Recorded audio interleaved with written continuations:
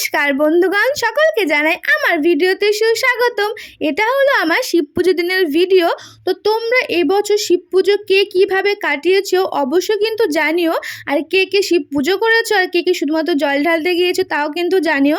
আর এই দিকে দেখো আমার বড় মামি, মাসি আর ছোটো মাসি কিন্তু তিন সুন্দরী এখানে ছবি দেখতেই ব্যস্ত, ছবি না ফোন দেখতেই ব্যস্ত।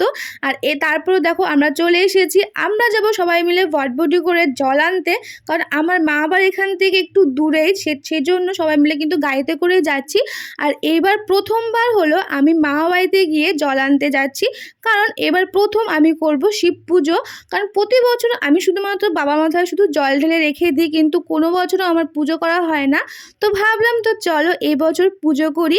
তো সেই জন্য বাড়িতে একা একা ভালো লাগে না, তো মা বাড়িতে চলে এসেছি। কারণ মা বাড়িতে অনেক মানুষ আছে, সেই জন্য সবাই মিলে কিন্তু করলে মজা বেশি লাগে, সেই জন্য চলে এসেছি। আর এইদিকে দেখো আমরা কিন্তু নদীঘাটে এসে এখানে জল ভরে নিচ্ছি। তার আগে আমার মা আর মাসি একটু পুজো করে নিচ্ছিল। তো তারপরে আমাদের কিন্তু জল ভরা কমপ্লিট হয়ে গেছে। তারপর আমরা একটু হেঁটে হেঁটে যাচ্ছিলাম গাড়ির কাছে, কারণ যেখানে গাড়ি রেখেছিল তার থেকে কিন্তু নদী ভালোই দূরে আছে। কারণ তোমরা তো জানোই আজকের দিনটায় মানে পুজোর দিনটা কতটা ভিড় হয়, সেজন্য কিন্তু অনেকটা দূরে রাখতে হয় গাড়ি। আর এইদিকে দেখো জল ভরতে না ভরতে সবার কিন্তু জল তৃষ্ণা পেয়ে গেছিলো, সেই জন্য এখান থেকে সবাই একটু শরবত খেয়ে নিল। তারপর আমরা গাড়ির কাছে গিয়ে দেখি আমাদের তো গাড়ি নষ্ট, এখন আমরা কি করে যাব।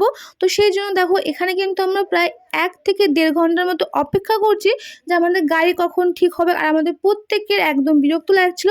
তো দেখো অবশেষে আমাদের গাড়ি ঠিক হলো, আর সবাই মিলে কিন্তু আমরা রওনা দিয়ে দিয়েছি।